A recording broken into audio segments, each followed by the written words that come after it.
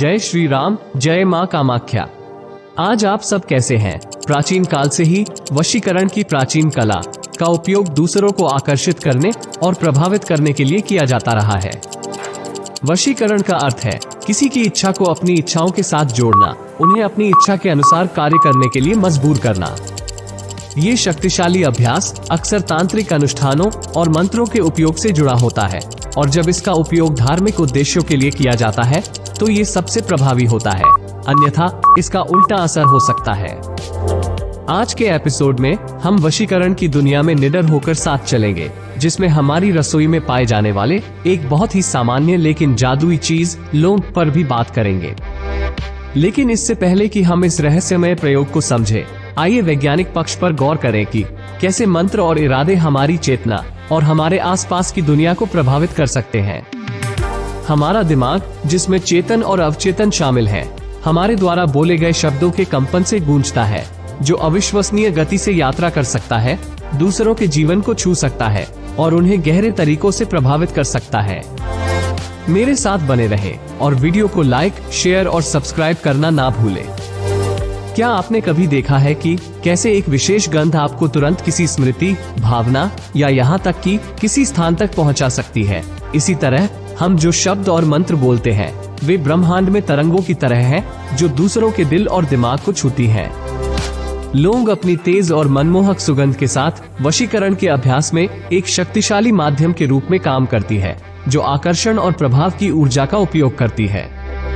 लौंग ऊर्जाओं के लिए तांत्रिक प्रथाओं में भी पूजनीय है। लौंग की गर्माहट और तीखी सुगंध भौतिक और आध्यात्मिक के बीच की बाधाओं को पार कर जाती है। याद रखें, घरेलू विवादों को सुलझाने से लेकर खोए हुए प्यार को फिर से जगाने तक इसके प्रयोग बहुत व्यापक हैं, लेकिन ध्यान हमेशा उपचार, सद्भाव और सकारात्मक इरादों पर होना चाहिए। लेकिन सबसे पहले एक महत्वपूर्ण बात, मेरा निजी दृष्टिकोण है कि हम सबका जीवन चुनौतियों से भरा हो सकता है, लेकिन हम सब किसी के भी जीवन में बदलाव लाने की शक्ति भी रखते हैं।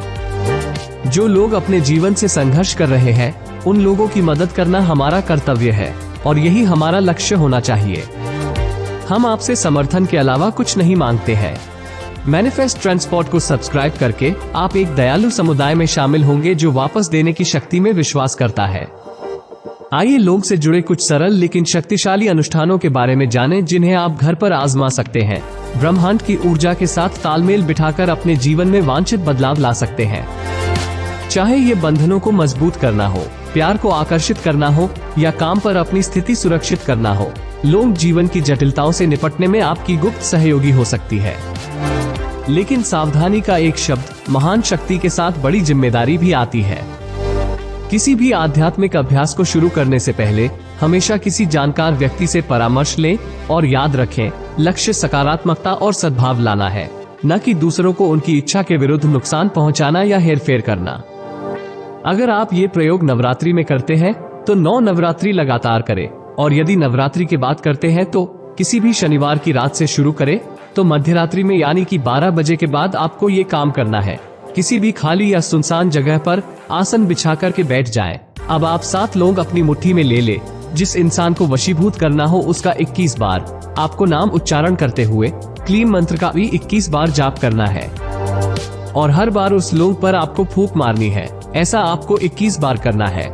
अगले दिन लौंग को आग में जला देना है और उसकी राख को उस व्यक्ति को किसी भी तरह से खिला या पिला देना है, और यह क्रिया आपको अगले 7 शनिवारों तक दोहराना है, अगर आप नवरात्रि के बाद शनिवार से कर रहे हैं तो।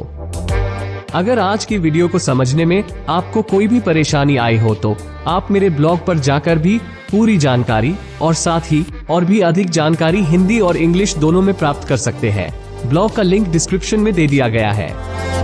जैसा कि हम आज के एपिसोड को समाप्त कर रहे हैं, मैं चाहता हूं कि आप ये याद रखें कि प्रेम ब्रह्मांड में सबसे शक्तिशाली शक्ति है।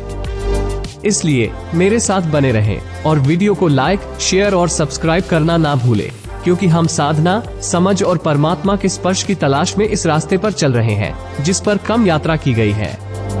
अगर आपने आज की ब्रह्मांडीय यात्रा का आनंद लिया तो मैनिफेस्ट ट्रांसपोर्ट को लाइक, शेयर और सब्सक्राइब करना ना भूलें। अगली बार तक साधना करते रहें और याद रखें, जो लोग विश्वास करने का साहस करते हैं, ईश्वर हमेशा उनकी पहुंच में है। जय श्री राम, जय मां कामाख्या।